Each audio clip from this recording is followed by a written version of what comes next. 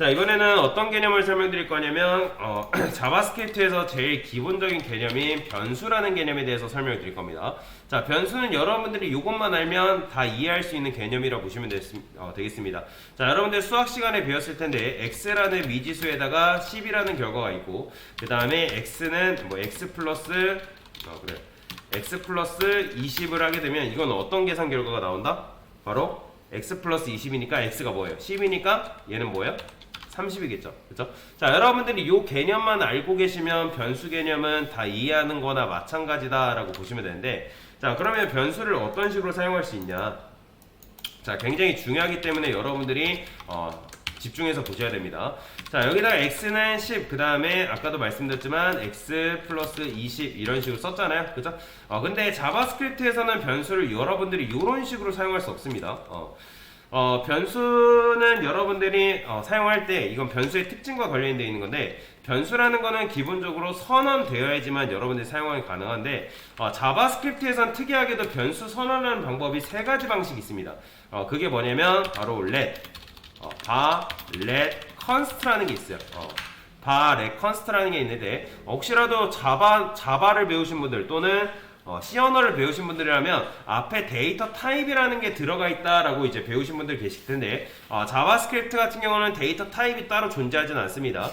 바냐, let이냐, const에 따라서 그 변수를 어떻게 사용하냐에 따라서 조합이 조금 달라지긴 하는데, 일단은 let, const를 여러분들이 이따가 설명드리기로 하고요. 자, 집중 설명드리면, 자, 변수의 특징이라는 게 있습니다. 변수는 기본적으로 뭐냐면 선언되어야지만, 선언이라는 건 정의라고 보시면 됩니다. 만 사용이 가능하다라고 보시면 됩니다. 가능하다. 자, 그러면 변수를 어떻게 선언하냐? 여러분들이 여기다가 let 한 다음에 x라고 선언하게 되면 이건 뭐예요? 지금 내가 x라는 변수를 여러분들이 뭐 한 거예요? 선언한 거다라고 생각하시면 되겠습니다.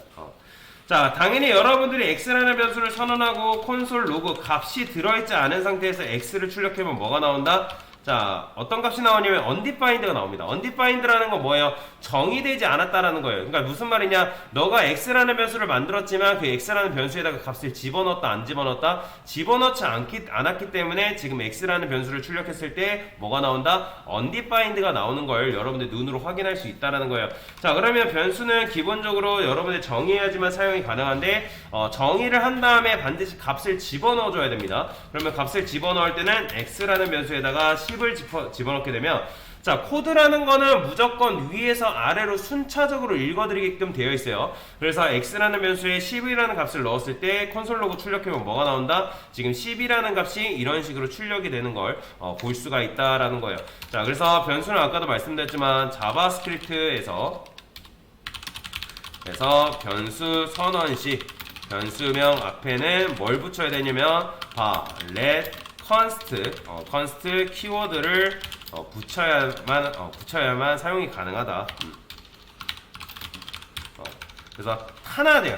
셋 중에 하나만 붙여주면 됩니다. 셋 중에 하나. 그 다음에 세 번째는 변수라는 거는 뭐다? 값을 저장할 수 있는 공간이다 라고 생각하시면 됩니다. 그러니까 여러분들이 지금 뭐 한 거냐면 x라는 변수, 즉 공간을 창출한 거고, 그 x라는 변수라는 공간에 뭘 집어넣은 거다? 10이라는 값을 여러분들이 10이라는 값을 이런 식으로 넣은 거다라고 보시면 됩니다. 자, 그 다음에 그러면 변수에다가 값을 이런 식으로 집어넣는데 그러면 이렇게는 안 된가요? 이렇게도 여러분들이 선언하는 게 가능합니다.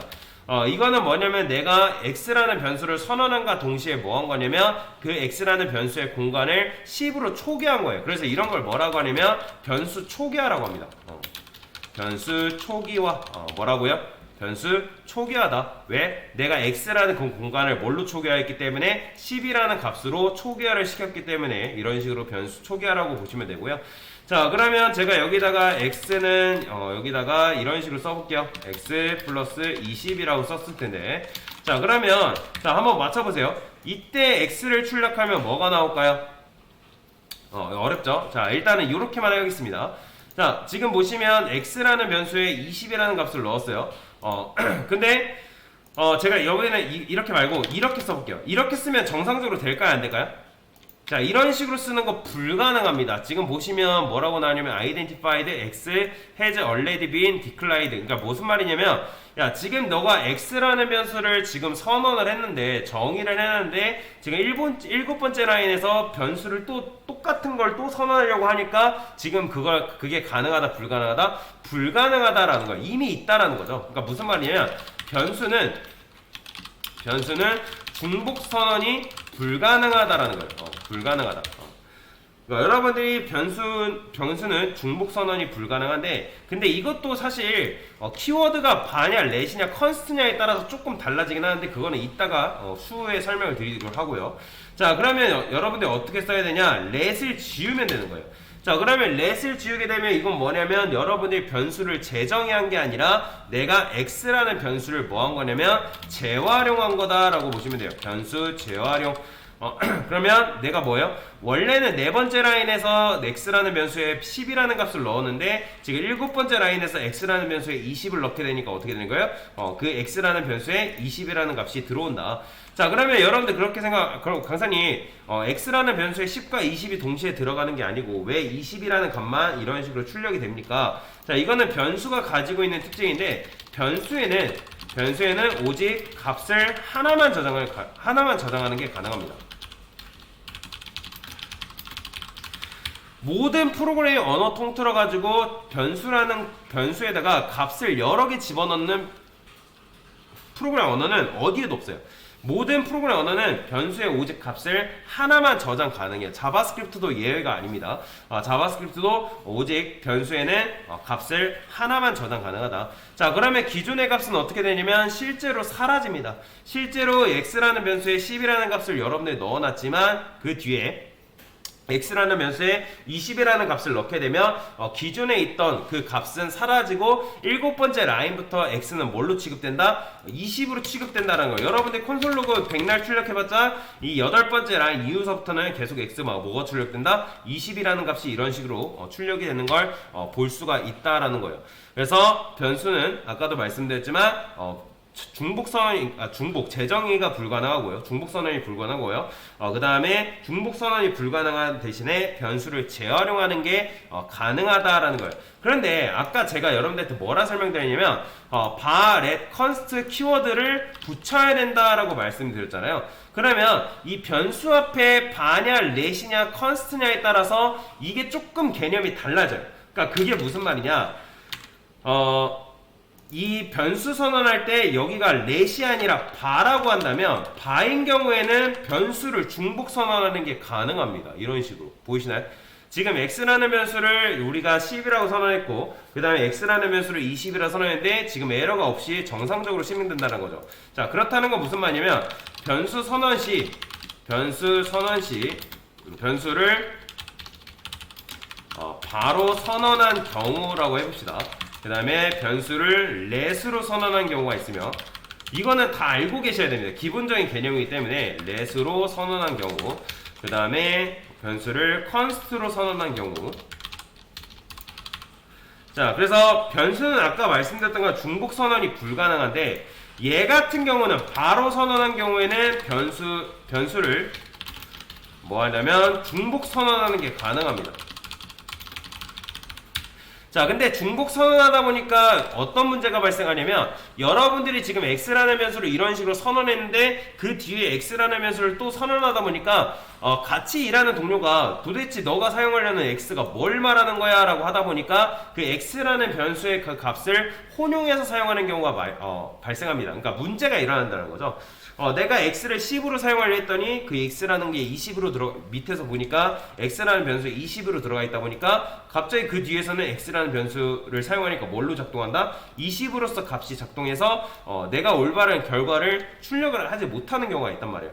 그래서 반은 안 쓴다고 보시면 돼요. 여러분들 실무에서 이제 반은 안 씁니다. 반을 쓰지 않아요. 왜냐면 bar을 쓰다 보면 이런 식의 변수를 중복 선언해가지고 헷갈려하는 경우가 발생하기 때문에 그래서 실무에서는 bar을 아예 안 쓴다라고 생각을 하시면 되겠습니다. 자, 그래서 bar는 어쨌든 변수를 중복 선언하는 게 가능합니다. 자, 근데 let으로 선언하는 경우에는 변수를 중복 선언이 뭐다? 불가능하다라는 거예요. 대신에 뭐가 가능해요? 변수를 재활용하는 건 가능합니다. 자, 재활용이 뭐라 했어요? 여러분들이 여기를 let으로 선언하면 아까도 말씀드렸지만 여기를 중복 선언하는 게 불가능합니다. 이렇게 하면 오류나요? 그러니까 이미 너가 x라는 변수 선언했다 하면서 오류납니다. 자, 그런데 여기다가 이렇게 쓰게 되면 이건 뭐다? 변수를 중복 선언한 게 아니라 변수를 재활용한 거다라고 말씀드렸죠. 그렇기 때문에 let 같은 경우는 변수를 뭐 하냐면 재활용하는 게 가능하다라고 보시면 됩니다. 자, 근데 여러분들이 변수를 const로 선언하는 경우가 있습니다. 자, 이 const는 쉽게 말해서 뭐냐면 상수예요, 상수.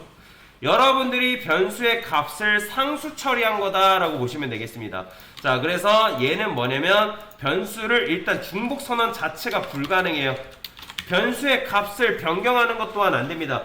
여러분들이 여기서 const x 해가지고 10이라고 쓰게 되면 얘는 일평생 이 x라는 변수에는 10이라는 값을 가지고 살아야 된다라고 보시면 됩니다. 그래서 const는 뭐다? 해당 변수를 상수 처리한다라고 보시면 됩니다. const는 해당 변수를 상수 처리한다.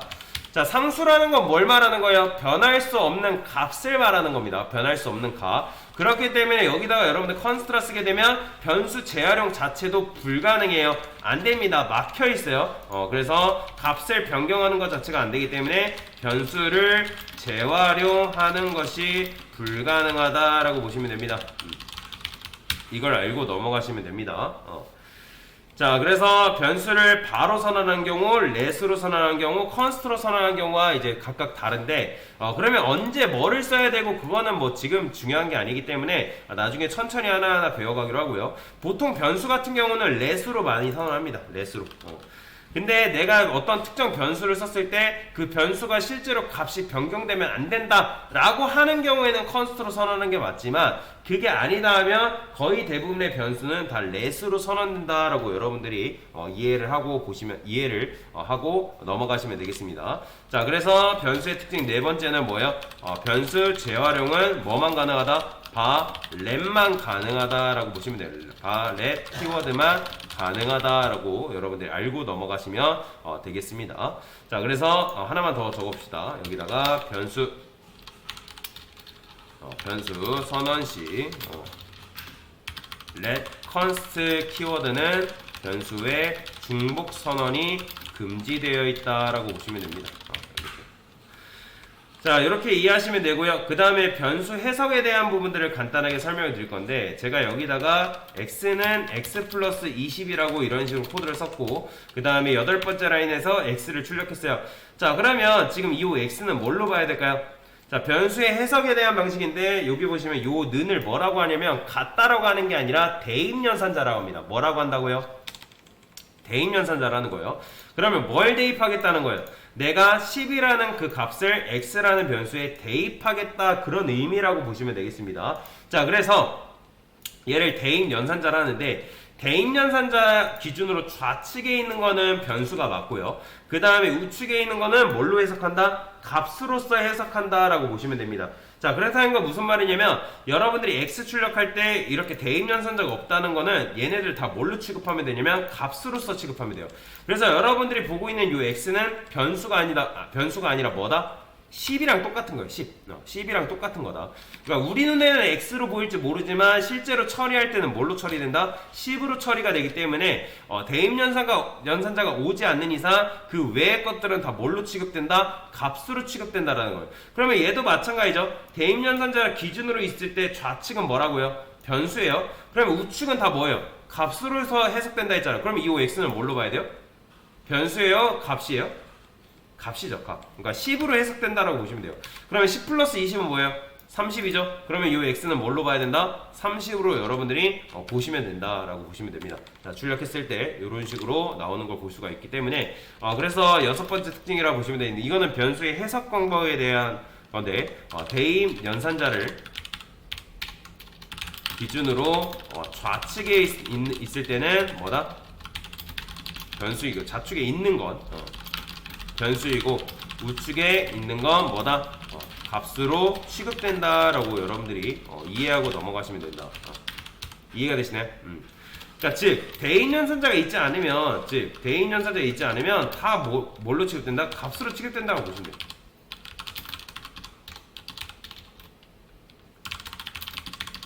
이상 값으로 취급된다. 그 다음에 7번째 아까 특징에 대해서 여러분들 설명드렸죠.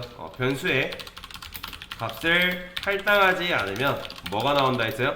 undefined가 들어간다.